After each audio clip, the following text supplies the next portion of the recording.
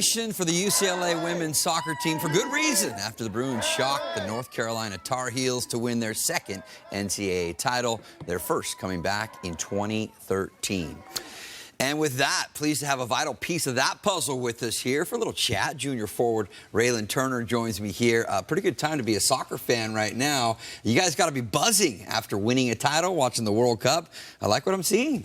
Yeah, it's been really exciting having the World Cup go on during playoffs, and like we've never had it before, obviously. But yeah, just our assistant coach sending us clips in the group chat like, oh, we're gonna do this tomorrow, and then after practice going over to each other's apartments and watching World Cup games. It's been such an experience, and I'm so glad we got to go through our tournament while we were watching the World Cup.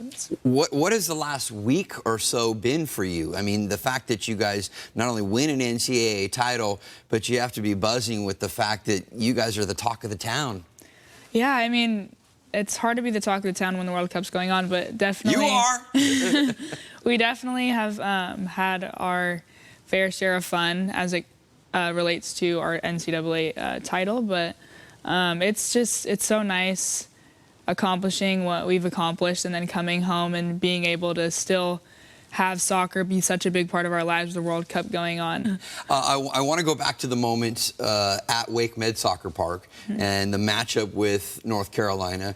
You guys are trailing 2-0 for most of the game. In the second half, you start to find some moments and come alive. And then obviously, with 16 seconds left, set pieces are a great way to equalize. You came in here on that corner and just banged home that 2-2 goal.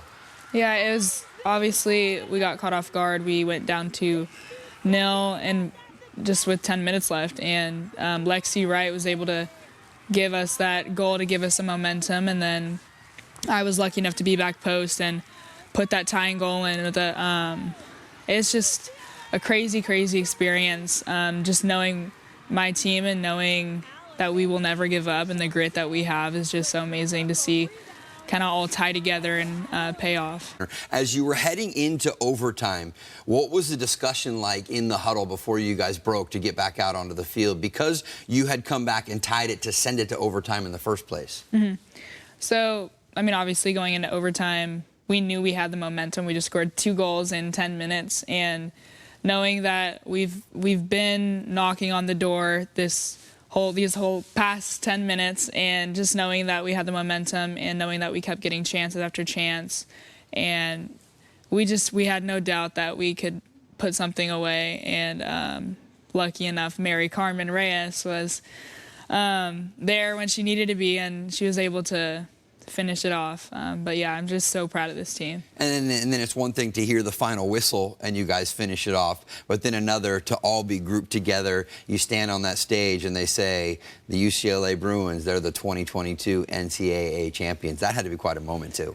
It definitely is one I can't describe. That was the reason I went to college, is to win a national championship, and it's crazy to see full circle. I mean, I was in tears on the field before the game was even over. Just the hard work that this team has put in this whole entire year has just been so much, and we're able to see it pay off, and I'm just so happy. If that was a special moment for you, then we saw the fact that a former UCLA Bruin and a Bruin soccer legend in Sydney Leroux, you guys had that embrace where you guys come together, and it seems like almost maybe a little bit of like handing the torch over, right? Yeah. I love Sydney. I was able to train with her over summer with Angel City, and it was such an amazing experience. That's where I met her, and she just kind of been this role model for me ever since. I mean, she already was, but yeah, it's just kind of taking me under her wing, and